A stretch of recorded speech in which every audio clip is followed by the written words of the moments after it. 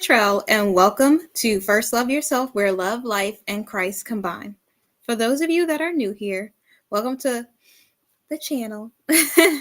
And today's video, we are going to talk about how to get what you want. But before we get started, go ahead and hit the thumbs up and subscribe to the channel so you never miss out on more uplifting and empowering content like this. So get comfortable because we are about to get into it. Let's go. So for this video, I always like to explain a couple things because, I feel like it's important. But I know this past year, I have been like all like glammed up. I've had like the nails, I've had the hair, I've had, the makeup. And I've been trying to like elevate my style, just try out different things that I think will also help to be a good example of the brand. And so when people see it, I want to make sure it's appeasing. I want to make sure that it's something that catches their eye. So I might do different things with my outfits, with my hair, with my makeup, just because when you're doing a lot of videos, sometimes you get the flashback. Sometimes, your skin doesn't look as glamorous on film or, whatever else. And so it helps even out the tone, or it helps accentuate your eyes or my eyelashes or whatever else, or hide a scar. And so So this past year, I've been like developing my style so that it can be something that appearance wise is more attractive. And I'm not saying I'm not attractive. I'm just saying those things accentuate the things that I like the most. So like maybe my eyes or something. And so I'll put the mascara on and maybe eyeliner and all of a sudden my eyes pop, instead of like you can see them, but you could really see them with the makeup. And so I have been doing a lot of self healing, development, and just kind of getting back to the basics a little. I took the nails off about a month ago or so, and I've been doing it because one, my nails were so fragile from the acrylic that I was like, I have to go back to the basics. And two, because I wanted to know that the nails didn't make me. I know that sounds silly to some people, but sometimes we get so hung up on the exterior and all of the additives that we add on to our appearance and to the things that we have in life that we forget that we're already good enough exactly the way that we are. I'm not saying you should never get your nails done or do stuff like that for you, because it is nice to dress up. It is nice to have makeup, to have your nails done, because they do pop. It does look more appealing when I'm shaking someone's hand and I have my nails done. And I have a bad habit of biting my nails, so it really helps me stop biting my nails, which is why I would always get them done. But I want you to know that those things don't make you who you are. Yes, it is necessary for you to be the best version of yourself. And that may just look like you putting some anti-bite stuff on your nails and maybe just putting on a clear polish or putting on some sort of color. Something that you could still be true to who you are without adding, like doing a whole bunch of additives, but you still feel like you.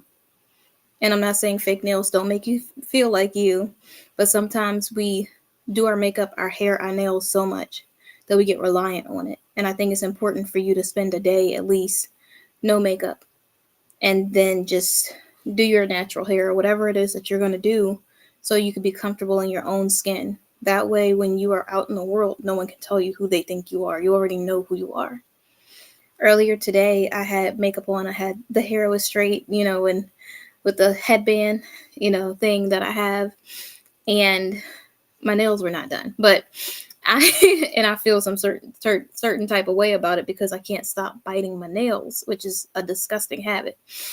But eventually I may either get my nails done again, or I'm going to have to come up with something so that I don't bite my nails, because I can't even do like different styles because it's not going to look right. And as I was sitting there thinking about the things that I had put on, I'm like, yes. And I'm not saying this to be egotistical, but I feel like it's important for me to share my truth because someone else may feel the same way and it'll help them feel better about themselves. So I was sitting there and I was like, oh yeah, I really do love my hair like this. I like this makeup that I'm trying out. I like, my nails in this color or with the acrylic and different designs.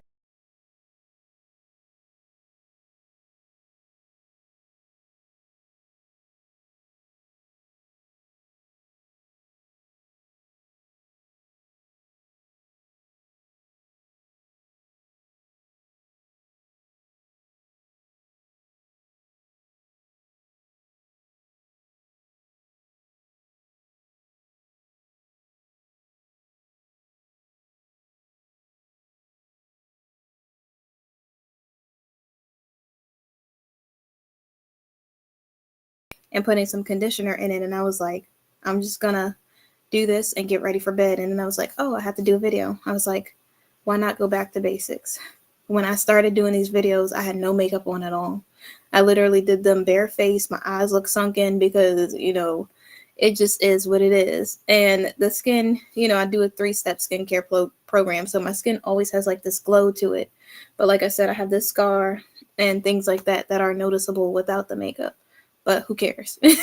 Eyebrows always look arched just because that's just how they naturally are. And my eyelashes are long, but no one can ever see them because they're not fake. And I don't have mascara on. My hair, the curl texture, it's nice. I probably won't wear it like this tomorrow, but it'll probably be in a ball or something else. I don't know how I'm going to wear it. But for this video, I thought, how cool is it if I could go back to basics? If I could remember the reason why I started. If I could remember how it felt to just be me on the camera with no makeup, no nothing else. And yes, I may still wear makeup on other videos in the future.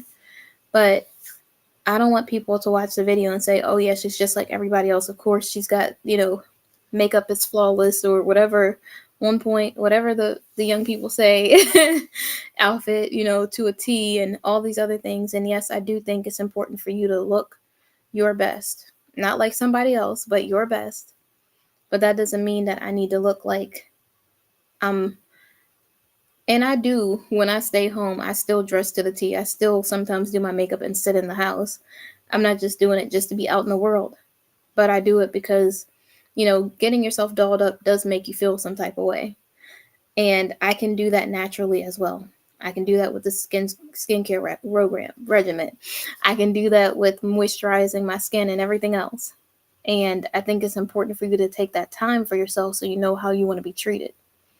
If I didn't take the time to moisturize my skin, if I didn't take the time to do a regular, body wash and then a scrub, if I didn't take my time to do like this oil, like vitamin E and biotin and some other oil that I have that I put on my skin that gives it moisture so that it doesn't have so much moisture that I end up breaking out, but it's enough moisture that my skin doesn't look dry. And it's hard to find a healthy balance, but you have to find something that works for your skin, and you have to make sure you're not just putting it all over your face and then breaking out. If you have sensitive skin like me, I can't just put everything on it. That's why I have this scar from chemicals that I used on my skin because I was trying to hurry up and get rid of acne. Like I get pimples here and here. And so when I had one here, the next one was here and the next one was here. And none of those scars went away because I was just like, oh, I want to hurry up and get rid of it so fast. If I would have just taken the time and had patience, it would have went away on its own. And I would have been left without the scars. That's how life is sometimes. We rush through it, feeling like we got to hurry up and get to this destination that we feel like is the end. But the destination, like your goal, might just be the beginning. You might say, I can't wait to get my dream job. Then what? We always have an idea of what it's going to look like when we reach that point, but we don't know what we're going to do afterwards. We always say, oh, I want to be married. You want to be married, but then what? What's going to happen after the marriage? Because the work continues. And I can say this because I was previously married. It's constantly you working at it every single day. You don't get to just wake up one day and be like, today I just don't feel it. That's why when a lot of men come to me and they say, oh yeah, I just can't wait until I get married, or they compare their relationship to someone else, or they say, oh yeah, if I was with this person, it would be like this. You don't know how it would be with that person. We don't know what goes on in anybody else's house. Every single relationship takes work. If you were supposed to be with that person, you would be with them. It's not going to be somebody else's person.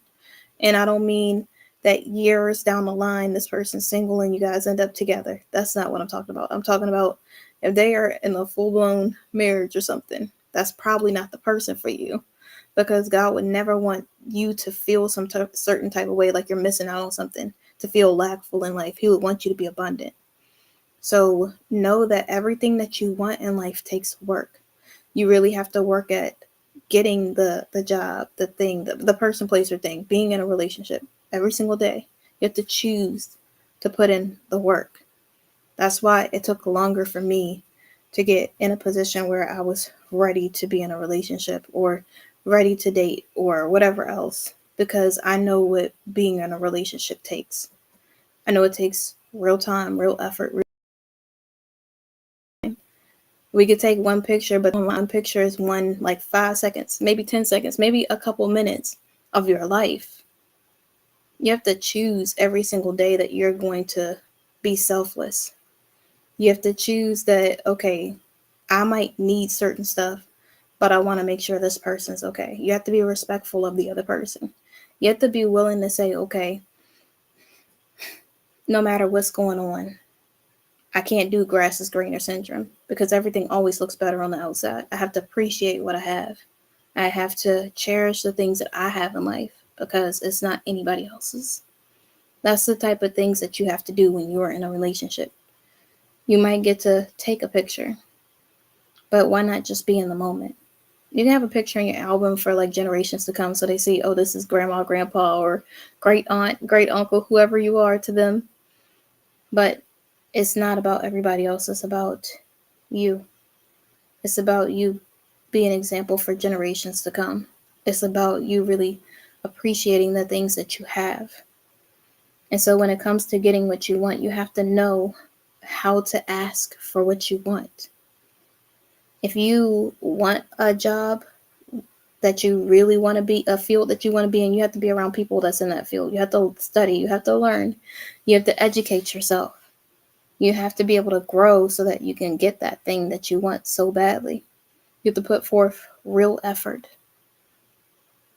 Another thing that you need to do when you when you want to get everything, when you want things in life, a way to get what you want.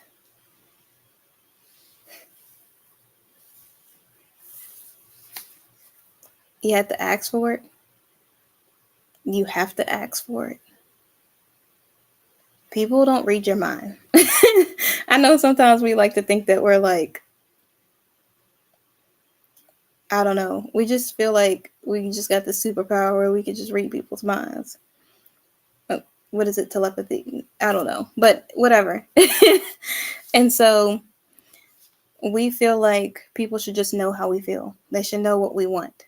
In a relationship, this is like the worst, because we like, she should know that I do all these things, like keeping records, or he should know that I feel this way, or he should know this, or he should know that. But let's just assume for video purposes that they don't know what you're thinking, that they don't know that this is what you need, that they don't know that this is how you feel, that they don't know that this is what you're struggling with. The only way someone's going to know that is if you tell them. And you have to be willing to ask for what it is that you want and to speak what it is that you need. I can't just say, oh yeah, people know that I've been hurt in the past, so they just need to know that this is a trigger, this is something that happened in the past, this is how I feel this way. Like, I can't assume that. I cannot treat someone as if they're got some kind of crystal ball or they can read minds. I have to be willing to be like, okay, this bothers me, this is how I feel in this place, and then also be selfless. I can't just say it's all about me, because if it's all about me, I can be in a relationship by myself. That's not a relationship. That's self-love, self-care, selfish. Just kidding. No, but that's like really just only about, all about you. That is not about somebody else. And when you truly love the people in your life, when you care about those people in your life, you have to be willing to say, how do they feel? Because it's not always about you. Like, that's something God told me at the very beginning, and I have to constantly remind myself that. Because as humans, sometimes we want to be so selfish. We know like what it is that we need, what it is that we want, what it is that we desire. But people can't read our mind. Our friends don't know that that saying hurt us. We have to tell them that we're hurt by the saying, or that that thing that they said bothered us. And if they're your real friends, they would care about your feelings. When you're at work and you don't feel like your thought is getting, to the person that you're trying to present it to, or you have these ideas and it seems like all your ideas are shut down, why don't you come together as a team? Why don't you talk to your manager or the person that you're working for and say, hey, I have these great ideas. What do you think about this? And what do you think about that? And if they say it's a horrible idea, then keep it in your back pocket. Think about it from their perspective as well, because sometimes you think you have a good idea, but it in theory it sounds good, but in reality it's not. And if you notice a really good idea and you're constantly overlooked, pray to God, use discernment and really take a moment and think, is this the job for you? Because if you're not being seen, if you're not being heard, if you're not being appreciated, that might not be where you're supposed to be. I'm not saying leave if God told you to stay. Don't even go there. If God told you to stay, you stay at that job until it's time to go, And when it comes to family members and friends, family members, you could say, oh yeah, my I'm trying to think of a person who's related to someone. My sister always says a comment about my weight, and maybe I need to go on a diet or something, exercise or whatever. You feel like it's necessary for your body that's healthy for you, that you consulted with the doctor and the doctor told you this is what you need to do, But sometimes you might hear a person say something like that and you'll be like, they always have to comment on my weight. Have you said anything about it? Because sometimes you're like, oh, that's rude. I can't even believe they would say that. But they think they're joking. They don't even know that it bothers you. You have to have a real mature conversation with them and say, hey, when you say this, it makes me feel like this. Like it really hurts my feelings. And if that person loves you and they know that it really, truly hurts you and it's not just a joke, more than likely they're going to stop doing it. I'm not saying they won't joke about other things, but at least because they know that hurts you, they're not going to want to continuously hurt you because that's toxic. And in a relationship, the same way. You have to be willing to speak up.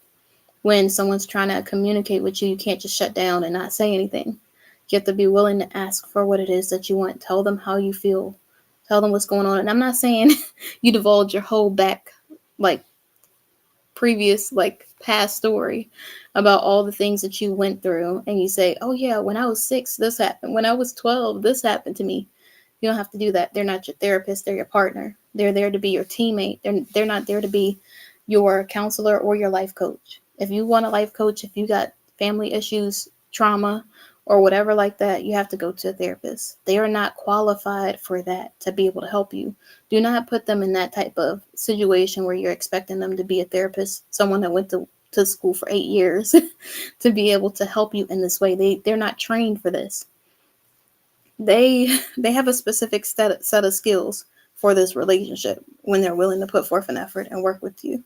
They don't have the psychologist set of skills, So you have to make sure you hire the right people. Don't expect unrealistic expectations for a person or put that type of burden on somebody that they can't carry and then expect them to be able to handle that situation the way that you want. Because you tell them something like that and you expect a certain reaction, you have to know that not everybody's equipped to handle it.